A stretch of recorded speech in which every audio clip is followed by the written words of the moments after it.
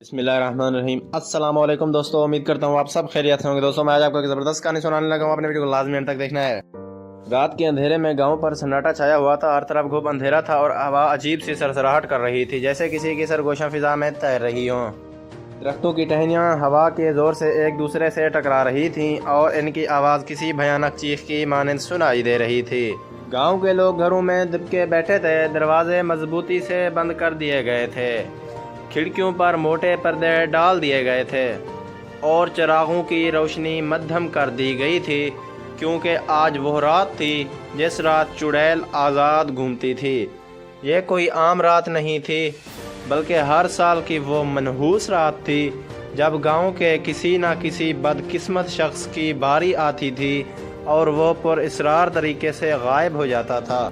कुछ लोग कहते हैं कि चुड़ैल इन बदनसीबों को खा जाती है, कुछ का कहना था कि वो इन्हें अपने साथ जहन्नुम में ले जाती है और कुछ का मानना था कि वो इन्हें जिंदा छोड़ देती है, लेकिन ऐसा खौफनाक राज इनके अंदर भर देती है कि वो फिर कभी आम जिंदगी नहीं गुजार पाते।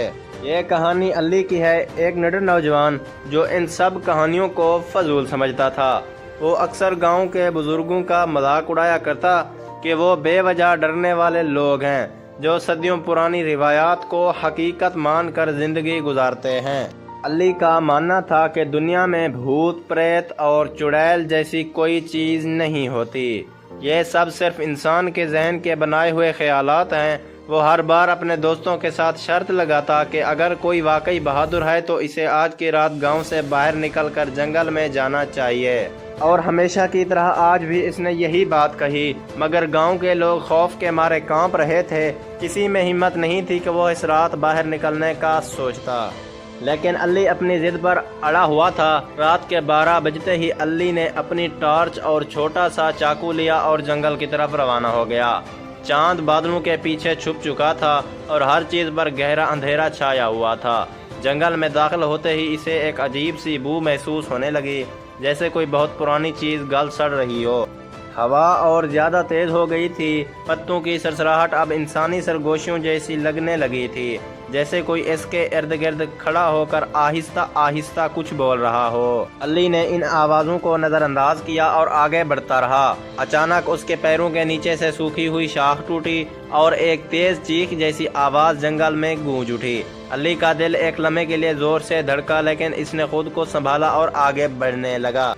जैसे जैसे वो जंगल के अंदर जाता गया, माहौल और भयानक होता गया। इसे महसूस हुआ जैसे कोई साया इसके साथ साथ चल रहा है, कभी दाएं जानिब, कभी बाएं जानिब, कभी बिल्कुल इसके पीछे। वो जब भी मुड़कर देखता तो वहाँ कुछ भी ना होता, लेकिन जैसे ही वो आगे बढ़ता इसे फिर वही एहसास होता कि कोई इसके साथ साथ चल रहा है। अली ने अपनी टॉर्च का रुख चारों तरफ घुमाया, लेकिन इसे कुछ नजर ना आया। वो खुद को समझाने लगा कि ये सब उसके दिमाग का वहम है, मगर अचानक एक जोरदार कहकहा उसके कानों से टकराया। एक ऐसा कहकहा जो इंसानी नहीं लग रहा था, बल्कि ऐसा महसूस हो रहा था जैसे कोई भयानक आवाज़ें आपस में मिलकर कोई खौफनाक धुन पैदा कर रही हों। अली ने टॉर्च का रुख उस सिमत किया जहां से आवाज़ आई थी, और जैसे ही रोशनी वहां पड़ी अली का खून जैसे जम गया। एक लंबी बदसूरत औरत उसके सामने खड़ी थी। इसके बाल बिखरे हुए और बेहद लंबे थे, इसकी आंखें सुर्ख अंगारों की तरह धुक रही थीं और इसके होंठ सियाह थे जैसे कोयले से बने हों। इसकी खाल जर्द पड़ चुकी थी और इसके हाथों के नाखून इतने लंबे थे कि वो ज़मीन को छू रहे थे।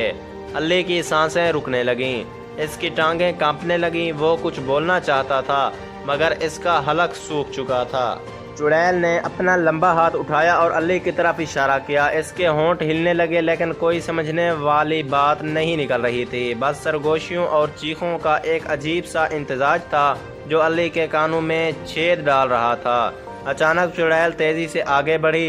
इसकी हरकत किसी आम इंसान की तरह नहीं थी, बल्कि ऐसा लग रहा था जैसे वो हवा में तैर रही हो। अली को जैसे होश आया और उसने मुड़कर भागना शुरू कर दिया।